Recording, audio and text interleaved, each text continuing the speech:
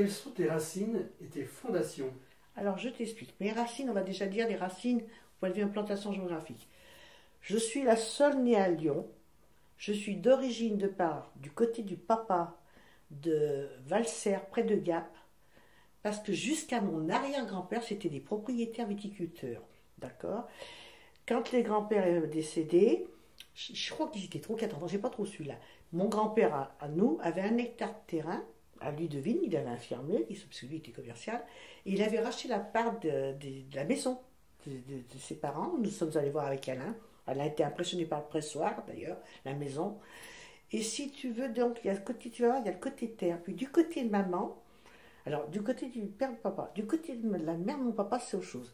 Parce que le grand-père, son père, pardon, était percepteur. Et le grand-père, l'arrière-grand-père, s'est fait muter à Mostaganem où elle est née, elle, là-bas. Elle a fait toute sa jeunesse. Elle est arrivée en métropole et elle a connu son mari. Ils ont eu une fille et 5 garçons. Cette grand-mère, il faut que j'en parle comme de l'autre. Plus de détails. Et du côté de maman, donc la grand-mère Mostaganem, mais d'origine grenobloise à la famille. Hein. Du côté du grand-père paternel, donc comme je dis, Valserres et près de Gap.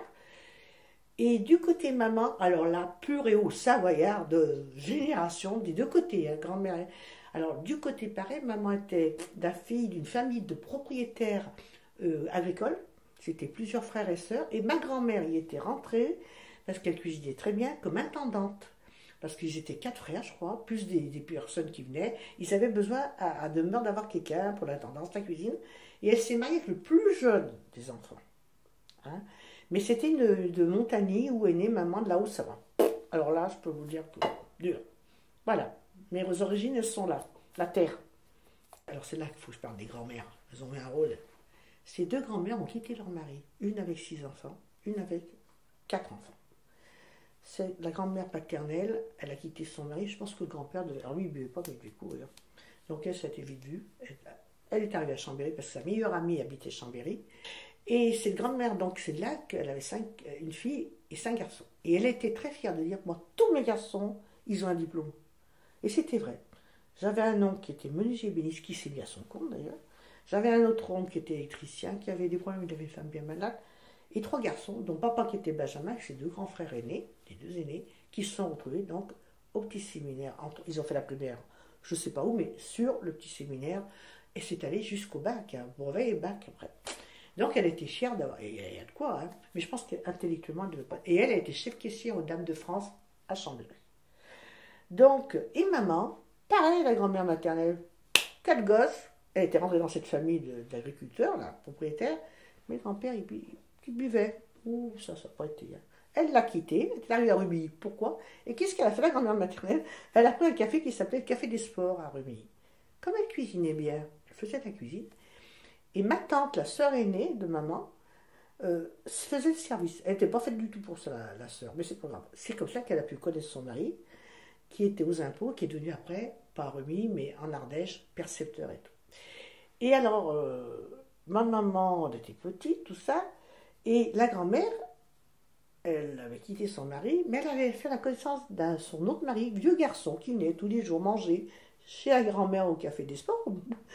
Un monsieur, le grand-père et son père étaient des gens. Hein. Et elle s'est mariée avec, ils ont eu 2 ans. Et ce grand-père-là, ce deuxième, parce que je n'ai pas connu le premier, moi, il n'a jamais fait de préférence au niveau du premier lit comme du deuxième lit. Et mon oncle qui était percepteur, ça a été pareil. Comme quoi, déjà, dans la famille, il y avait des gens, c'était structuré une bonne famille, et qui ne pouvaient pas avoir d'enfants avec ma tante, ils ont élevé mon frère Michel. Mais, c'est pas parce qu'il élevait, on était toujours ensemble. Donc, voilà. Et ma grand-mère, donc maternelle, qu'est-ce qu'elle faisait? Elle faisait des extras dans les familles bourgeoises comme cuisinière. Et quand maman a eu fini l'école primaire, elle a fait rentrer chez Madame de Intel, puis une autre d'Intel, Madame de la penderie, Madame de. Elle a fait rentrer maman, et maman a appris le service. Alors maman, le service à l'anglaise, à savoir, je crois même qu'ils ont payé une année d'école hôtelière, et à savoir se tenir et servir à l'anglaise et tout. Et qu'est-ce que tu as appris de tes parents? Oh, bah de mes parents. Alors, là, je vais parler de papa. Il avait de l'amour pour ses enfants. Avec maman, il chipotait. Hein. Attention. Mais il chipotait, il s'aimait beaucoup, parce que la moi, j'ai eu mes parents jusqu'au bout. Hein. Mais si tu veux, avec ses enfants, tu sentais qu'il y avait de l'amour. jamais une calotte. C'est arrivé peut-être à mon frère Georges parce qu'il a dit un 5 MERDE. C'est parti. Ils étaient aussi malades l'un que l'autre. Ouais.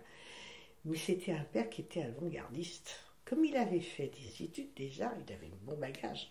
Au petit séminaire de la Havre au-dessus de Chambéry, jusqu'à la seconde. Et ce papa, avec sa fille, il avait fait après des études de préparateur en pharmacie, mais il ne l'a jamais exercé. Et avec sa fille, il s'est rendu compte, je me promenais, et un jour il vient vers moi, enfin je vous explique peut-être que ça s'est passé. Hein. Il vient vers moi, puis il me dit, tu sais, tu t'es fatigué hein, quand on revient de promenade. Ben, je dis oui. Il dit, mais ça se voit. Alors il me plante devant le calendrier, et il me dit, je vais t'expliquer pourquoi tu es fatigué. Il m'a dit, tu vas devenir une jeune fille, c'est la vie, tu ne prendras pas peur, je t'explique comment ça va se passer. Et tu vois les croix là qu'il y a, parce que maman me dit, eh bien c'est ta maman, et il m'a expliqué la raison. Et il me dit, à partir du moment où tu vas devenir une jeune fille, il faut vivre ta jeunesse, mais il faut la vivre bien. Donc au fur et à mesure que tu grandiras, je t'expliquerai des choses. Et au fur et à mesure que j'ai grandi, ce papa prenait soin avec sa fille, assis à côté de moi, sans salir l'amour, hein, de me dire, voilà, maintenant tu arrives à un âge, tu vas avoir des garçons qui vont te faire un bisou, le bisou, oui. Et après, à partir de ce moment-là, aussi bien vis-à-vis des garçons, et surtout vis-à-vis des adultes, quel que soit l'adulte, il me disait, famille ou ami, on te respecte ton corps. Si jamais il y a quelqu'un qui essaie, tu t'en défends et tu me le dis. J'ai dit d'accord, mais quand tu es jeune, tu ne penses pas à ça. Et après, quand ça a été plus loin avec Alain, il a vite compris qu'avec Alain, on allait se marier. Et là, il m'a expliqué. Si tu tombes sur un jeune homme, on comprend, c'est la vie. J'avais plus de 20, je suis marié à 22 ans. Mais tu fais attention et s'il te respecte, ça devrait bien se passer, en tout point de vue. Moi, mon père m'a appris à parler. Lui. C'est pour ça que je dis qu'il était avant-gardiste. Et comme il avait été chez les curés, il savait bien prêcher faux pour savoir vrai. C'était mon meilleur confident. Mais tu m'étonnes. Il était sincère. Mais d'un autre côté, il m'avertissait de la vie en disant attention, sans salir, hein. Mais je discutais avec lui. Maman n'était pas comme ça. Elle n'osait pas, c'est pour ça qu'il a fait lui. Ils étaient beaux tous les deux, ils s'adoraient. Mais maman n'avait pas elle était travailleuse là-dessus. Donc, comme je disais, la grand-mère cuisinière, maman cause métier, elle a fait les saisons, maman, hein, et tout. Hein. Elle était prête à partir à Monte-Carlo quand la guerre s'est déclarée, tu vois. Et c'est comme ça qu'elle est arrivée à Chambéry, qu'elle a connu papa. Coup de foudre, tout ce qui s'ensuit. Moi, mes parents, ils s'étaient fous amoureux d'eux. Amoureux, je peux vous le dire. Hein. Mais je peux vous dire des choses, des scènes de jalousie. J'en ai eu quelques-unes. Et ils m'ont gavé. Mais gavé. Et vous savez ce que je faisais, puisque papa, quand même. Le samedi soir, on avait le quartier libre, on va dire, dans la maison. On n'était pas riches, hein, parce que vu qu'il était malade, il n'avait plus la même paye. Hein. Et moi, je jouais au théâtre. Et tu sais ce que je faisais au théâtre? Mon père et ma mère. Je les imitais dans leurs scènes de jalousie. C'était mon message. Alors après, ça s'est bien calmé au fil du temps. Et ce papa, si tu veux, il a fait de la musique, il a fait de la chorale. Et c'est lui qui m'a appris à chanter. Il lui faisait écouter ma voix. Et c'est lui, pour que je chante sans casser ma voix, il me faisait chanter en mesurant le timbre, tu vois. Et on chantait à 3 voix avec lui et ma maman. Quand on était en réunion de famille ou entre amis, on chantait tous les 3. Il a fait de la musique. Alors ça, je sais qu'il m'avait parlé de la flûte traversière. Alors, hein. Et du coup, les 3 enfants que nous sommes, mon frère Michel a fait de la guitare et je crois je sais pas si c'est pas du saxo, peut-être pas du saxo, mais non, hein. Mon frère Georges d'harmonica et moi du piano. Et là, j'ai une jolie histoire à vous raconter, parce qu'elle est belle. Papa avait un ami, d'abord papa, du fait qu'il avait fait petit séminaire, tous les samedis soirs, il y avait 2 copains, ils avaient préparé la messe. Voilà, les psaumes, les cantiques, tout ça, les choix. Et alors, à parmi ces 2 amis autres qu'il avait avec lui, il y en a un qui était travaillé à la mairie de Villeurbanne et qui était facteur d'orgue. Et il m'emmenait souvent à aller le voir. Et un jour, ce monsieur, il se met au piano. Parce que moi, dès que je voyais un piano, il se met au piano, il se met à mettre un disque de musique classique en route et il joue en même temps. J'avais les yeux. Et ce charmant monsieur, parce que prendre des cours de musique et avoir un piano, nous on n'avait pas de piano, hein, vu que papa était malade, ce charmant monsieur, pendant 2 ans, sa fille, qui jouait très bien, Odile, je me rappelle toujours, je peux même faire la description quand elle m'apprenait, m'a donné des cours de solfège et de piano gratuitement.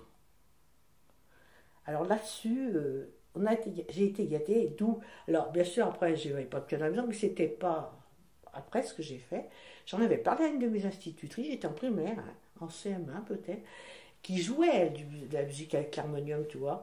Et un jour, je parle à Madame, elle s'appelle Madame Honoré, je peux en parler parce que... Et je dis à Madame, oh, j'étais en train de regarder ma partition. Elle me dit, qu'est-ce que tu fais? Je dis, bah, je revois, il faut que je révise un peu. Et elle me dit, t'as pas de piano? Bah, je dis non. Elle me dit, tu sais ce qu'on va faire? Alors je dis, bah, non. Elle m'a dit, je vais t'autoriser 2 ou 3 récréations, pas les toutes, hein. Tu vas aller dans telle salle et j'irai voir et tu vas réviser ton morceau. Donc c'est une dame, pendant 2 ans de suite encore m'a suivi, même qu'elle ne me faisait plus la classe, elle savait. Et ben voilà, donc la musique chez nous, ben c'est génétique, comme de chanter, comme de danser d'ailleurs, voilà, en famille. Dans tous tes souvenirs, est-ce que tu peux m'en raconter un de ton enfance particulièrement? Alors il y en a un qui m'a marqué. Alors c'est une drôle de situation. Comme papa avait beaucoup d'inspecteurs, de copains inspecteurs de police, un jour, un des inspecteurs, sans arrêt, souvent venait nous voir, gentil, hein, comme si de rien n'était. Et puis, j'avais remarqué qu'il regardait en face, parce c'était un petit immeuble, tu vois, il y avait 2 appartements, hein, puis en face, c'était pareil, il y avait une cour qui séparait, donc des bons voisins, hein. Et il était toujours en train de regarder. Puis j'ai dit un jour à mon papa, mais pourquoi il regarde toujours quand il... Alors, mon papa dit, je vais t'expliquer. Mais attention, ça reste entre nous, mais il dit, j'ai une idée. Il vient parce qu'il est en train de regarder chez un tel qui était aussi un ami à mon père. Un monsieur qui avait une très bonne situation au consulat d'Algérie à Lyon. Et le copain venait, bien sûr, il est venu voir papa avant, mais là, il était ce qu'on appelle en planque. Et un jour, je reviens de l'école, mon papa me dit, tu sais, tu m'as posé, parce qu'il savait que je n'allais pas dire ça, il y a des choses... Eh bien, il arrivait dans le couloir de l'immeuble, et qu'est-ce qu'il a vu? Son meilleur ami arrêter son autre meilleur ami. Et ce monsieur était très gentil. Il nous parlait de l'Algérie, il était adorable. Bien sûr, c'était plutôt de raisons politiques. Hein. Je ne suis pas allé plus loin pour mon bras. Mais ça l'avait peiné lui, mais moi aussi, nous, parce qu'on le connaissait bien et tout. Je l'ai revu beaucoup plus tard dans le métro de Lyon. On s'est bien reconnus, hein, comme quoi. J'ai fait comme si de rien n'était. Mais ça m'avait marqué. Vraiment, là... Quand tu as 2 bonnes personnes que tu connais, aussi bien d'un coup, et que c'était les amis de papa, alors ça c'est quelque chose, tu sais, j'étais jeune, hein, quand je ne sais pas quel âge que j'avais, hein, 16-17 ans, un truc comme ça, ah bah ça te marque, oui, ça m'a marqué beaucoup. Et pourquoi tu penses que ça t'a marqué? Parce que des amis, l'ami de papa, un des meilleurs amis de papa, arrêtait un bon ami. Et c'était surtout ça et lui-même d'ailleurs était peiné, parce qu'il il savait ce que faisait. L'ami qui a été arrêté, mais quand même, que ce soit son ami à lui, suscité à n'importe lequel, il en avait 2 ou 3, parce que mon père, ses connaissances, c'était les prêtres et les inspecteurs de police. Voilà, ça c'était sa vie. D'ailleurs, il avait un beau-frère qui était de gauche, communiste à fond, tonton, commissaire divisionnaire à 1, et mon oncle qui était percepteur, il était de gauche aussi, or papa était de droite, mais il discutait surtout avec mon oncle percepteur, jamais dans le bout, il rigolait, hein, parce Alain et mon papa ont beaucoup de points communs. Ils sont plaisantins, pas bêtes, mais ils ont une manière de savoir, même quand papa disait des blagues, devant les enfants, jamais, en riant tonton percepteur, genre tu dis pas, non, toujours gentil, mais ils avaient la manière et l'art de savoir plaisanter. C'était chez eux nature, comme Alain. Et comme Alain, papa, après je vous dirai son parcours, l'administration, ça leur convenait pas. Quel enfant as-tu été? Oh, devine, bavarde, étourdie. La vie était belle, hein, avec le papa était malade. Pas insouciant, parce que loin de là. Mais si tu veux, j'avais 2 bonnes amies d'enfants. Dans ma rue Louis Gou à Villeurbanne. C'est une rue... Villeurbanne, c'était une commune communiste et socialiste, mais industrielle. Il y avait énormément d'entreprises à Villeurbanne. Énormément. Hein, des grosses entreprises.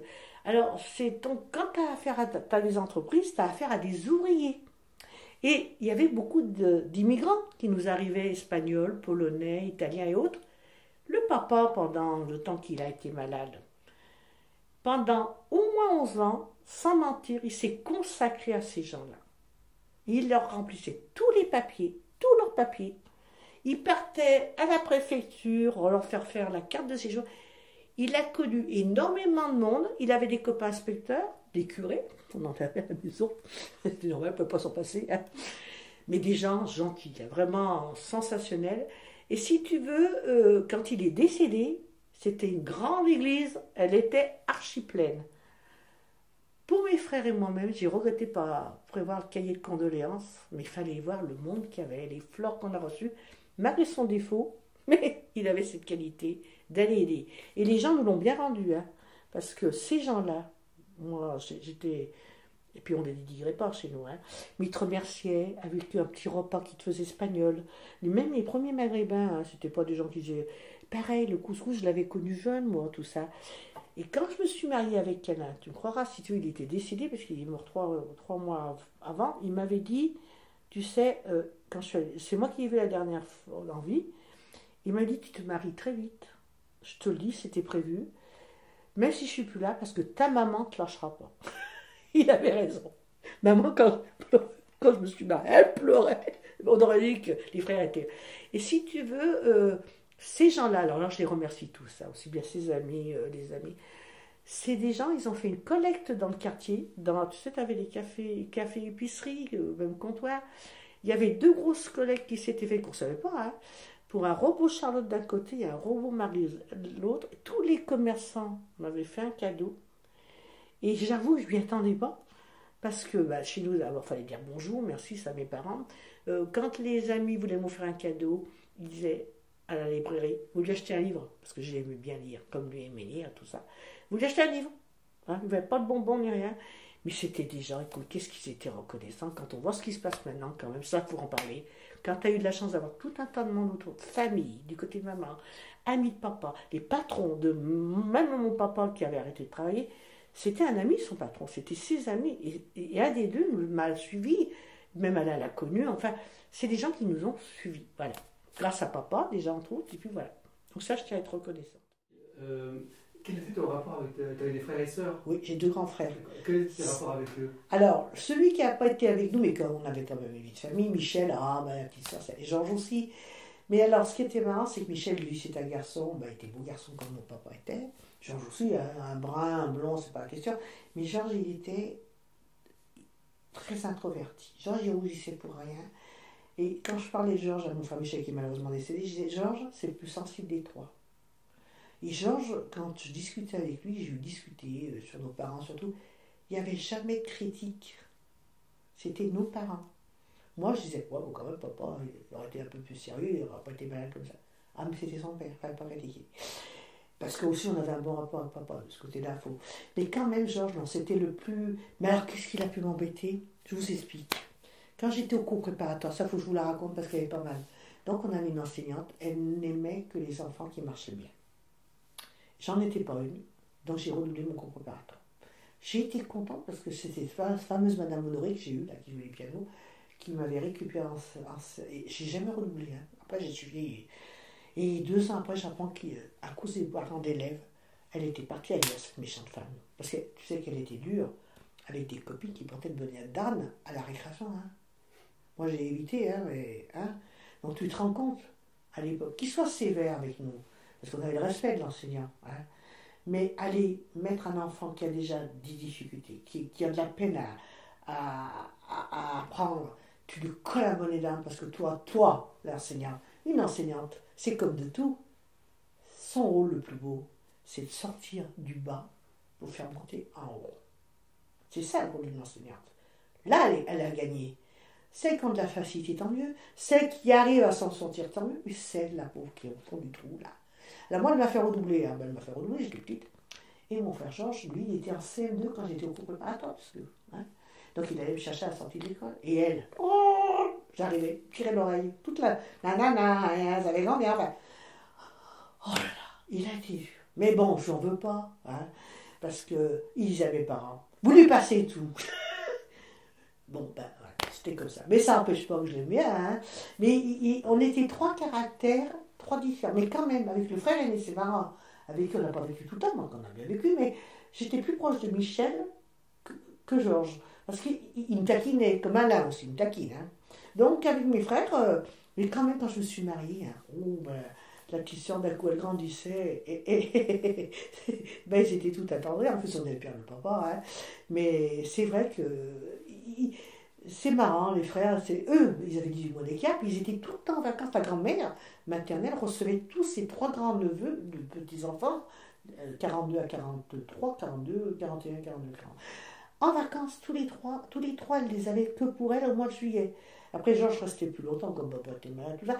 Mais Georges, avec moi, il était dur. Mais bon, je lui reproche pas, hein. Eux, ils travaillaient mieux que moi à l'école, ils avaient de la facilité. Bon, ben voilà, mais c'est pas pour ça que. Parce que Georges, il s'en est vu quand même, lui aussi, avec un papa malade, hein. Il est allé s'engager dans l'aviation, c'est pas évident, hein. Il s'en est sorti comme ça, puis il a appris l'électronique, tout ça, il faut dire ce qui est, hein, en plus de la famille, mais il s'en est vu. Mais alors avec moi, oh là là, il a été dur. Attends, je m'en veux pas, c'est la vie, c'est les frères, puis voilà. Après ça s'était bien aidé, puis après on menait notre vie, puis voilà. Quel était l'écart d'âge que vous aviez ensemble? Alors moi j'étais née, moi avec mon frère Georges j'étais 5 ans, avec mon frère Michel c'était 6 ans. Michel était né en avec 42 à Castres. Alors on va arriver là-dessus. Pourquoi je vous en parle? Papa donc fait des études, la préparation, préparateur en pharmacie. Il avait dû travailler chez un copain d'attendant que. Il part à Castres dans la cavalerie. Mais lui, c'était le côté, si tu veux, concours hippique et musique. Hein. Et donc, il parade. Mais il me dit, j'avais une troupe des chevaux, moi qui n'étais jamais monté, donc il a fait du manège, hein, tout ça. Mais il a fait une bonne. Il a dû y aller en 41, et fin 42, c'était fini. Et là, c'était pendant la guerre, de 42 à 40, de 43 à 47, inclus. Je vais vous dire le travail que mon père, il a travaillé à la mairie, et ils instauraient les halles, les abattoirs, pour plus que les bouchers abattent de la viande, sur le plan sanitaire, hein, clandestinement. Ça se passe par les abattoirs, que les bêtes soient avec un numéro et tout. Et surtout, qu'ils n'abattent pas de la viande clandestinement pour la vendre au marché noir. Et le papa, il s'en est vu de 42 à 47, 43 à 47, parce que c'était son travail à faire. Alors, il payait une petite quelque chose pour les abattoirs, comme hein, mais c'était surtout. Alors, les bouchers qui étaient honnêtes, il n'y avait pas de problème. Mais ceux qui étaient malhonnêtes, ben, papa, il ne l'aimait pas. Mais il a fait son travail quand même. Et c'est pour ça. Alors, j'ai pas. Alors, où est né mon frère Georges? Heureusement qu'ils n'ont pas fait 36. Il est arrivé à Lyon. Pourquoi papa? Qu'est-ce qui a fait qu'il est venu à Lyon? J'en sais rien. Parce qu'il servait de boîte aux lettres pour la Résistance et il s'occupait du FFI. Il avait une colonne à lui qui dirigeait. Moi, c'est une cousine qui m'a montré la photo. Hein, parce qu'elle m'a dit, je vais te donner pour faire voir ton père. Et c'est ce qu'il a fait. Alors, il m'a raconté des trucs. Il m'a raconté ce qu'il avait vécu. Et je pense qu'au niveau des bouchers qui n'étaient pas contents, qui ne l'aimaient pas, il a dû être, comment te dire, dénoncé comme quoi il faisait partie de la résistance. Et le papa m'a dit, je me suis retrouvée arrêtée, la tête en bas, les pieds en l'air. Ce qui m'a sauvée, c'est quoi? L'allemand qu'il avait appris et la musique. Ça n'a pas été plus loin. Parce qu'il y en avait un qui savait. Il s'est retrouvé, alors ça paraît invraisemblable, mais il s'est retrouvé avec un bonhomme avec une arme il était dans un bar, en train de boire seul. Il y avait un bonhomme qui lui pointait une arme sous la table. Et maman, on l'a averti en disant, ton mari en ce moment, il est en danger. Enfin, elle était paniquée. Hein. Il y a enfin quelqu'un là. Enfin, ça s'est pas passé, il ne l'a pas tué. Mais il y avait quand même des gens là qui devaient gêner et qui savaient sûrement, à qui il a peut-être fait confiance, la confidence que. Il a failli mourir, là, oui. Maintenant, on va aborder ta scolarité. Ah! Quel élève tu étais? Moyenne. Mais encore? Moyenne. J'étais pas dernière. J'étais pas. Si, ça m'est arrivé 2 fois d'être première. Non, moyenne. Moyenne, je vous dis, parce que je manquais beaucoup de maturité. Puis j'étais la petite fille quand même. Hein. C'est pas comme les garçons. Parce que papa a toujours admis qu'une femme travaille, puisque la sienne, hein, elle a bien aidé à vivre quand il était malade, puisqu'elle faisait extra, qu'elle gagnait autant qu'une femme qui travaille dans un bureau. Hein. Il n'était pas contre la femme qui travaille, au contraire, ou là, non. Mais si vous voulez, ça reste une fille peut avoir des enfants. Donc on peut très bien s'arrêter de travailler pour laisser les gosses. Qu'un homme, il faut qu'il ait une situation. Et il fallait que les garçons aient une situation. Chez moi, j'ai été élevée comme ça. Ça, c'était dans le temps. Hein. Mais il admettait, hein. Parce qu'il voulait que je travaille bien à l'école, pourquoi pas? Pour avoir un travail à faire, c'est pour gagner ma vie.